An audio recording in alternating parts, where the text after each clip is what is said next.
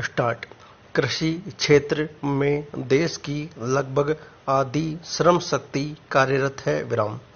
हालांकि जीडीपी में इसका योगदान 17.5% है। 2015-16 के मौजूदा मूल्यों पर पिछले कुछ दशकों के दौरान अर्थव्यवस्था के विकास में मैन्युफैक्चरिंग और सेवा क्षेत्रों का योगदान तेजी से बढ़ा है, जबकि कृषि क्षेत्र के योगदान में गिरावट हुई है। 1950 के दशक में जीडीपी में कृषि क्षेत्र का योगदान जहां 50% था, वहीं 2015-16 में यह गिरकर 15.4 रह गया। स्थिर मूल्यों पर भारत का खाद्यान्न उत्पादन प्रत्येक वर्ष बढ़ रहा है और देश गेहूं, चावल, दालों, गन्ने और कपास जैसी फसलों के मुख्य उत्पादकों में से एक है। यह दुग्ध उत्पादन में पहले और फलों एवं सब्जियों के उत्पादन में दूसरे स्थान पर है। 2013 में भारत ने दाल उत्पादन में 25% का योगदान दिया, जो कि किसी एक देश के लिहाज से सबसे अधिक है। इसके अतिरिक्त चावल उत्पादन में भारत की हिस्सेदारी 22% है और गेहूं उत्पादन में 13% थी। पिछले अनेक वर्षों से दूसरे सबसे बड़े कपास निर्यातक होने के साथ साथ कुल कपास उत्पादन में भारत की हिस्सेदारी 25% है। हालांकि अनेक फसलों के मामलों में चीन, ब्राजील और अमेरिका जैसे बड़े कृषि उत्पादक देशों की तुलना में भारत की कृषि उपज कम है, यानी प्रति हेक्टेयर जमीन में उत्पादित होने वाली फसल की मात्रा। हालांकि चावल उत्पादन में भारत का तीसरा स्थान है, लेकिन उसकी उपज ब्राजील, चीन और अमेरिका से कम है। दालों के मामले में भी यही स्थिति है। हालांकि भारत दालों का दूसरा सबसे बड़ा उत्पादक है। पिछले कुछ दशकों के दौरान कृषि क्षेत्र की वृद्धि दर अस्थिर रही है। 2005-06 में जहां यह दर 5.8% थी, वहीं 2009-10 में 0.4% और 2014-15 में -0.2% थी। कृषि क्षेत्र की वृद्धि दर में इतना अंतर आय को तो प्रभावित करता है।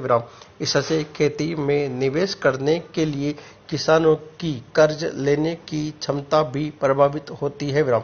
ऐसे कई कारण हैं जो कि कृषि उत्पादकता को प्रभावित करते हैं, जैसे खेती की जमीन का आकार घट रहा है और किसान अब भी काफी हद तक मानसून पर निर्भर है। सिंचाई की पर्याप्त सुविधा नहीं है, साथ ही उर्वरकों का असंतुलित प्रयोग किया जा रहा है, जिससे मिट्टी का उपजाऊपन कम होता है। देश के विभिन्न भागों में सभी को आधुनिक तकनीक उपलब्ध नहीं है, न ही कृषि के लिए औपचारिक स्तर पर ऋण उपलब्ध होता है। सरकारी एजेंसियों द्वारा खाद्यान्नों की पूरी खरीद नहीं की जाती है और किसानों को लाभकारी मूल्य नहीं मिल पाते हैं। इस संबंध में कमेटियों और एक्सपर्ट संस्थाओं द्वारा पिछले कई वर्षों से अनेक सुझाव दिए जा रहे हैं, जैसे कृषि की जमीन की पट्टेदारी के कानून बनाना, कुशलतापूर्वक पानी का उपयोग करने के लिए लघु सिंचाई तकनीक को अपनाना, निजी क्षेत्र को संलग्न करते हुए अच्छी क्वालिटी के बीजों तक पहुंच को सुधारना और कृषि उत्पादों की ऑनलाइन ट्रेडिंग के लिए राष्ट्रीय कृषि बाजार की शुरुआत करना। कृषि उत्पादकता कई कारकों पर निर्भर करती है।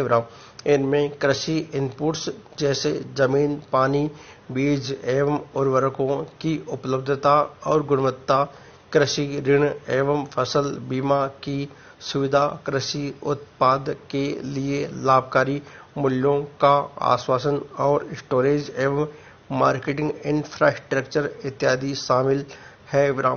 यह रिपोर्ट भारत में कृषि की स्थिति का विवरण प्रस्तुत करती है विराम। इसके अतिरिक्त कृषि उत्पादन और पैदावार के बाद की गतिविधियों से संबंधित कारकों पर चर्चा करती है विराम। 2009-10 तक देश की आधी से अधिक श्रम शक्ति 53% यानी 243 मिलियन लोग कृषि क्षेत्र में कार्यरत थे विराम। इस क्षेत्र से अपनी आजीविका कमाने वाले लोगों में भूस्वामी काश्तकार जो कि जमीन के एक टुकड़े में खेती करते हैं और खेत मजदूर जो इन खेतों में मजदूरी करते हैं शामिल है विराम। पिछले 10 वर्षों के दौरान कृषि उत्पादन अस्थिर रहा है। इसकी वार्षिक वृद्धि 2010-11 में 8.6%, 2014-15 में -0.2% और 2015-16 में 0.8% थी विराम। रेखा चित्र 3 में पिछले 10 वर्षों के दौरान कृषि क्षेत्र में वृद्धि की प्रवृत्तियों को प्रदर्शित किया गया है विराम। जैसा कि रेखा चित्र 4 में प्रदर्शित किया गया है, सकल घरेलू उत्पाद जीडीपी में कृषि क्षेत्र का योगदान कम हुआ है विराम।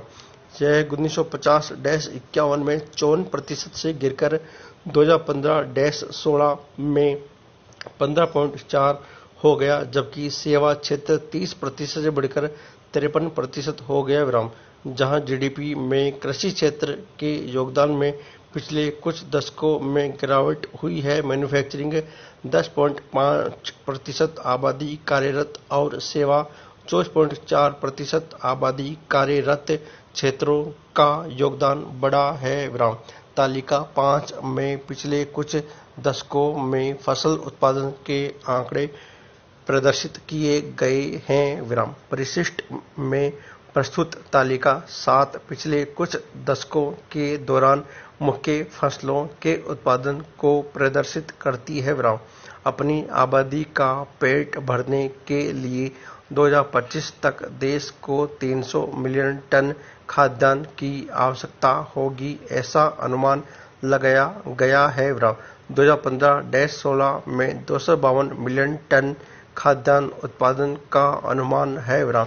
इसका अर्थ यह है कि फसल उत्पादन में औसत 2% की वार्षिक वृद्धि अपेक्षित है, जो कि वृद्धि की मौजूदा प्रवृत्ति के बहुत निकट है विराम। उत्पादन के उच्च स्तरों के बावजूद भारत में अन्य बड़े उत्पादक देशों की तुलना में कृषि उपज कम है विराम। कृषि उपज प्रति हेक्टेयर जमीन में उत्पादित होने वाली फसल की मात्रा होती है विराम। 1950-51 से खाद्यान्नों की उपज में 4 गुना वृद्धि हुई है विराम। 2014-15 के दौरान यह 2071 किलो प्रति हेक्टेयर था विराम। जैसा कि रेखा चित्र 6 में प्रदर्शित किया गया है कि चीन, ब्राजील और अमेरिका जैसे देशों की तुलना में भारत की उपज कम है विराम। हालांकि भारत विश्व में धान चावल का दूसरा सबसे बड़ा उत्पादक देश है 2013 तक, फिर भी उसकी उपज चीन, ब्राजील और अमेरिका से कम है विराम। यही स्थिति दाल उत्पादन की भी है विराम। दालों के प्रमुख उत्पादकों में से एक होने के बावजूद उसकी उपज सबसे कम है विराम। अन्य देशों की तुलना में भारत में कृषि उत्पादकता की वृद्धि दर बहुत धीमी रही है विराम। उदाहरण के लिए ब्राजील में चावल की उपज 1981 में 1.3 टन प्रति हेक्टेयर थी, जो कि 2011 में बढ़कर 4.9 टन प्रति हेक्टेयर हो गई विराम। इसके मुकाबले भारत की उपज 2.0 टन प्रति हेक्टेयर से बढ़कर 3.6 टन प्रति हेक्टेयर हो गई विराम। इस अवधि में चीन में चावल की उत्पादकता भी 4.3 टन प्रति हेक्टेयर से बढ़कर 6.7 टन प्रति पूर्ण विराम।